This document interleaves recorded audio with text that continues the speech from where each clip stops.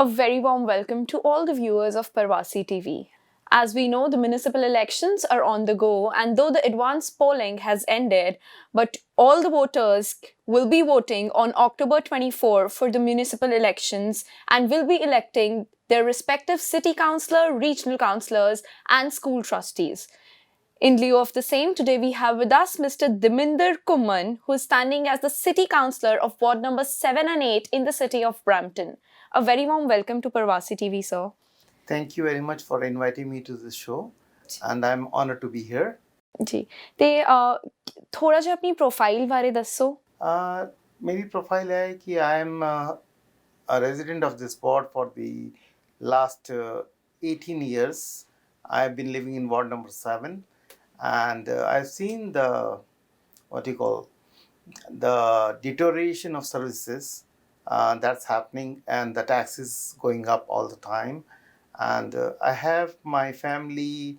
I have got 2 kids, and they all went to schools in the same area, and now they're going to the university.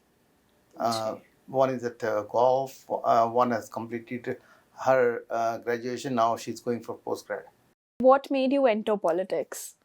Politics, I was always interested in politics from India onwards. But and also I tried, I've been doing social work and been in different organizations. I was also a member of the School Traffic Safety Council at the city of Brampton for nearly 4 to 5 years.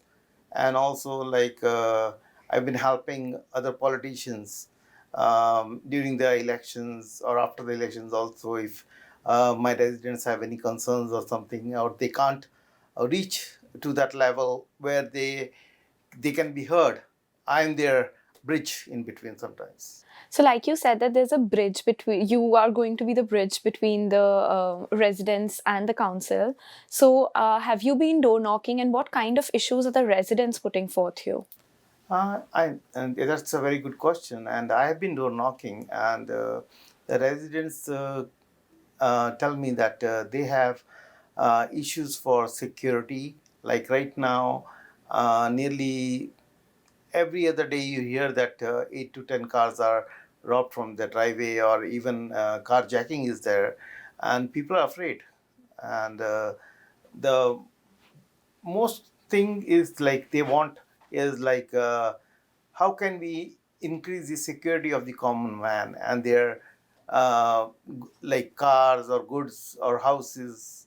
And secondly is the hospital, right? We have only one hospital for a population of nearly 700,000, and we need at least 3. And the second is going to be operational soon, it says. And but Brampton people have waited for a long time for a second hospital to come over, but we need to plan for the third right now. And cities like Mississauga and even Hamilton has 5 hospitals. Mississauga has 3. And Brampton has been a neglected city for a long time. And they say we need new people that can go to the city and raise the issues. And from a neglected city, we can be a better city. And that can cater to the needs of the people. And thirdly, seniors have issues when they go to the parks and everything. As they are seniors, they have lots of health issues, and but there's no facility for washrooms. So my proposal is to have portable washrooms at the parks where the seniors go, and it can be kept only in the summer. We don't need it for the whole year because people only go out in summer, right? And the other issue they have, everyone has it, is windrow. And I'll explain what windrow is. Windrow is when the snowplow goes through a street. It builds up a pile of rocks in front of your driveway after you have cleaned your driveway.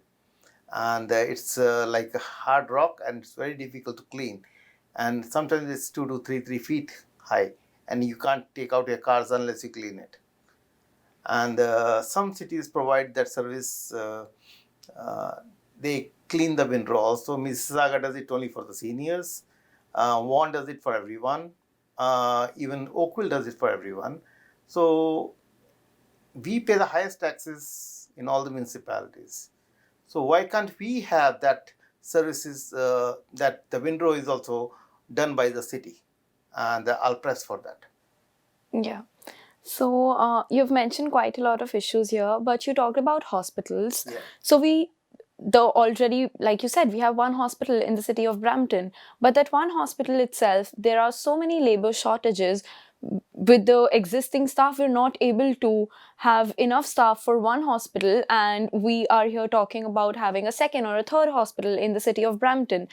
And at the same time, we know that we do not have enough nurses and enough doctors. So what steps will you be taking to overcome those challenges? To overcome those challenges, we'll have to work with the province.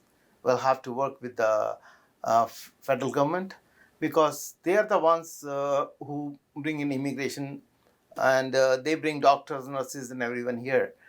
But I think the main issue that we have is like we have qualified doctors, we have qualified nurses in abundance in the city. But what they are doing, they are driving taxis, they are doing menial jobs, when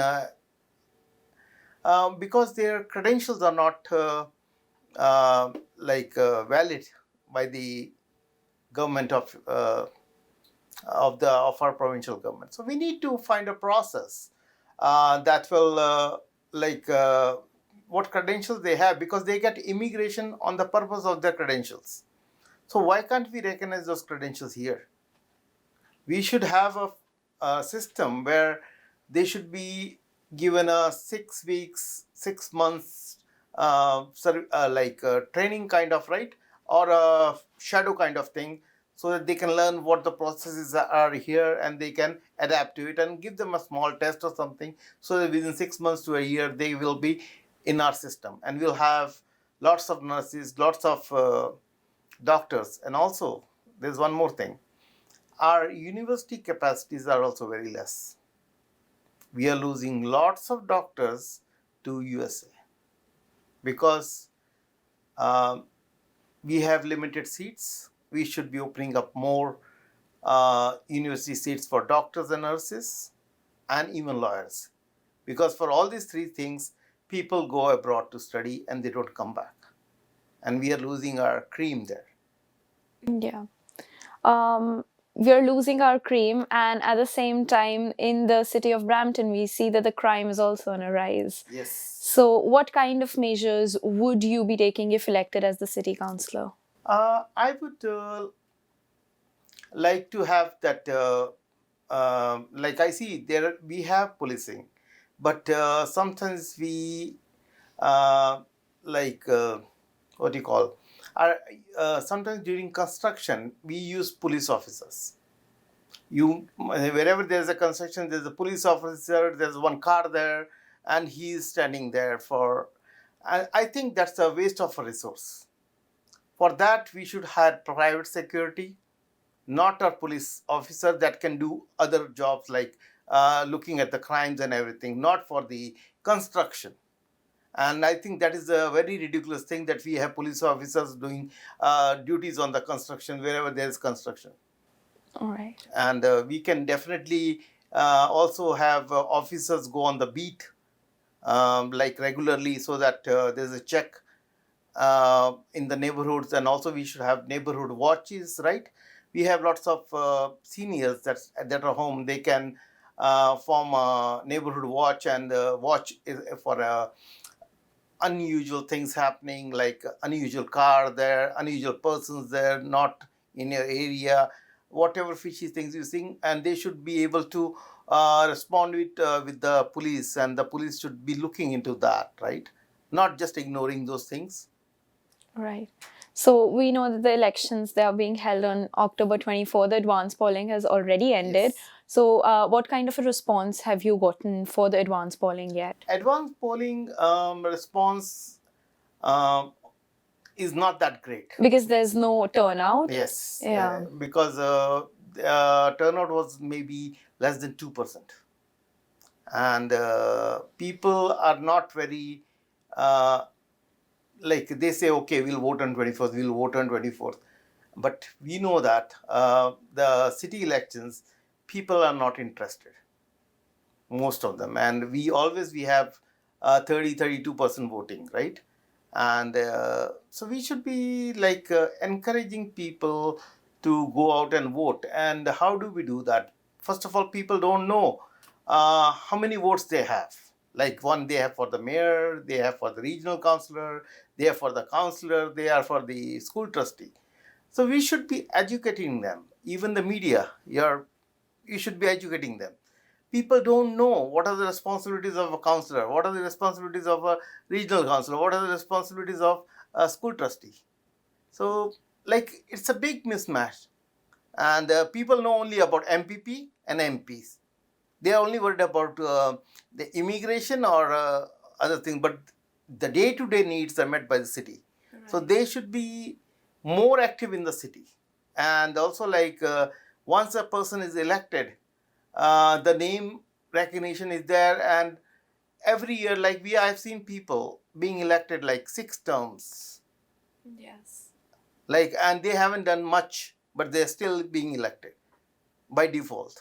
So there should be some method that we should have only 2 terms for one person. Like if you're elected for 2 terms, you cannot run for the next term. There should be new person. Right. So the elections are taking place officially on October 24. Yes. Any final message that you would like to give to the voters? I'll say to my voters that 24th is a Diwali day. Happy Diwali to all of you. But please go out and vote. Actual Diwali will be when you have a new council that will listen to you, and it will work together like a team and work for you, and also very easily accessible to you. So please vote on 24th. Go out and vote. I am from Ward 7 and 8. So please, please, please go out and vote. We need your vote. We need the change. Because if you don't vote, you can't complain. So that was it for our conversation with Mr. Dhaminder Ghumman today, who's standing for the City Councillor of Ward number 7 and 8 in the city of Brampton. See you again in the next interaction.